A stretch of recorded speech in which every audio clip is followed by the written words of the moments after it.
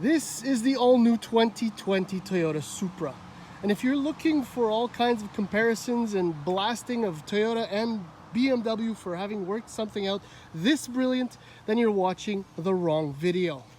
This new car is a blessing. We have to be thankful for it.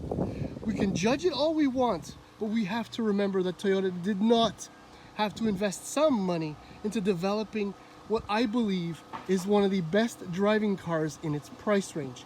You'll find out more about that in a few minutes when I'm done talking about how, well, in some respects, the car is aesthetically pleasing, in others, not so much. Now this, everybody can have their own opinion.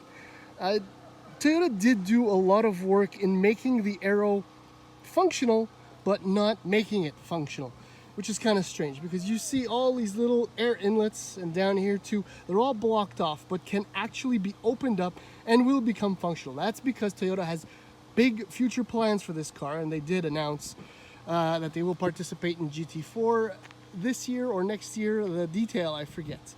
But anyhow, I do absolutely love these headlights. I love the way it's cut out and it runs down the side of the bumper like that. The wheels, 19-inch, two-tone like this. That's the only way we're getting them in Canada. Actually, I can jump right to that. There is only one Toyota GR Supra available in Canada for 2020, and that's the $64,990 fully loaded version.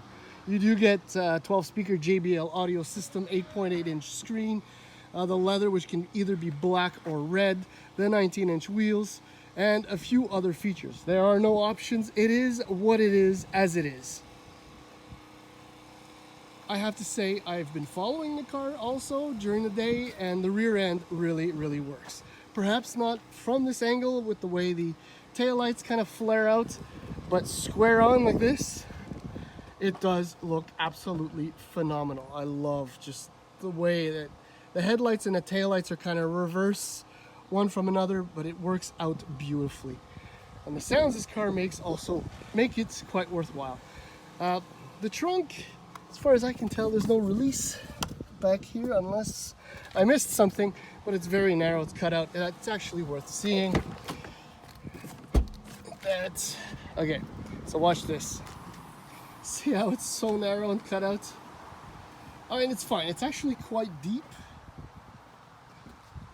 But apparently this was done for rigidity. I believe them. This car feels fantastic on the road. They also put a lot of emphasis on the fact that the sills are very wide because this car is extremely rigid. Oh, and speaking of rigidity, double bubble roof. For more rigidity, they put a lot of emphasis on it. That's why I'm bringing it up, because, well, it feels true on the road, and it's great for helmet hair. Yes, because you will track this car. Yeah, I have to track this car. So let's start her up. Turn the AC on way up because it's warm. Okay, here we go. All right.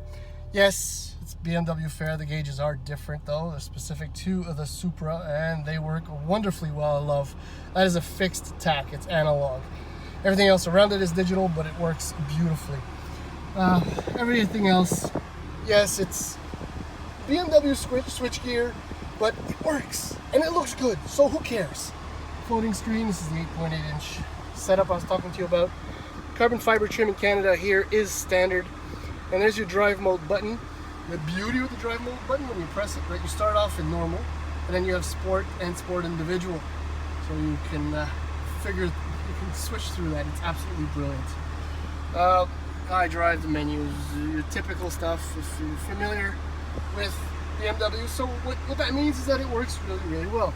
The seats are also BMW fare, but they've been tampered, well, not tampered, but adjusted for Toyota's sake, and they remain very comfortable. There is one thing inside this car which is hideous, and I will mention it again because look at that, the steering wheel. It is absolutely terrible. It's ghastly. So, you know, Toyota could easily fix that, but what they don't need to fix, because they've done it right the first time, is how this car drives. Believe me, I promise you, for $65,000, as long as dealers don't mark them up, this thing is a blast. Anyway, let's do it.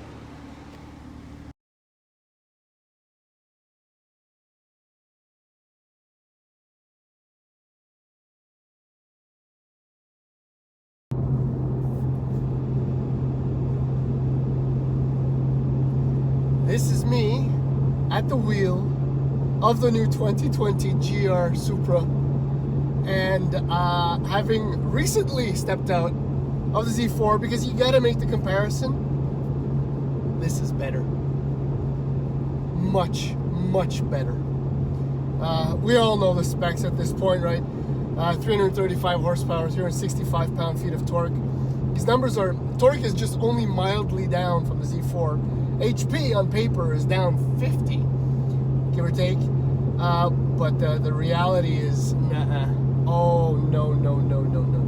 This thing is just as neck-snappingly quick and responsive as the Z4. You've all seen the videos online, people dynoing this car and coming up with some freaking impressive numbers. This is just a first drive impression, and sadly my time is very, very brief at the wheel. But the important things are that it feels ridiculously quick. Maybe even quicker than the numbers suggest. Which is 4.1 to 100 kilometers an hour, much like the M40i. The 8-speed ZF, oh, beautiful transmission. I showed you right the sport button. The drive modes are 3: normal, sport, and sport individual. That is the perfect summation of what is actually necessary. And sport individual or individual, the only thing is I got the dampers, the adaptive dampers standard on the car, set to normal, which is perfect. The shell, the car feels as solid as you could ever possibly hope. The dampers in normal are immensely compliant. This road, as all the roads in Quebec, is riddled with little lines and bumps and cracks, and I'm feeling them, and you can see them on your screen. Excuse me. But the ride, the quality is beautiful. The damping is perfect. The brakes feel immensely powerful. I just went through, I wanted to shoot video in one of my favorite little routes where I actually got air with the car. But it's just impossible to shoot video on that route. It's just too unstable. Maybe the left-hand lane is stabler. Yes, indeed, it is a little bit better. So far, steering, my God, there is no inertia to brake. There is no dead zone. The way it is tuned, it is masterfully, beautifully well set up. This is a better driver's car than the Z4 M40i. And the thing is, the weight difference between the two, I don't want to say it's negligible. This thing is low weight. The Z4 with the top and the motors and all that stuff required for that, I think it's only about 60 pounds heavier. But this thing feels so much more, so much sharper, so more instantly plugged into your desires and inputs. Let's do that. I was too low in the rev range, I guess. But then again, torque comes on really low, like 1600 RPM if memory serves. Wow, this car is exactly, I mean, the expectations were high, right? I also drove a Mark II Supra, which is 80s excellence. But this is 21st century Booyakasha. What an amazing car. And the styling, I'm totally sold. Totally into it. And like I said, there's just one issue. Steering wheel. They gotta do something about this steering wheel. Otherwise, wow.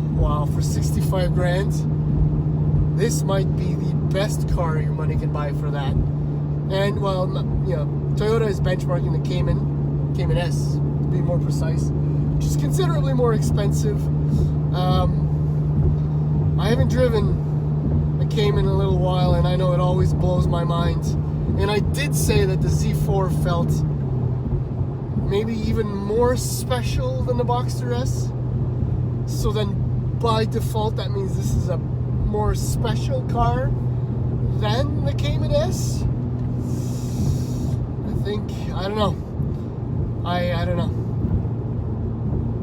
Bar none, or bottom line, this thing is incredible. It lives up to the hype, and I absolutely adore it.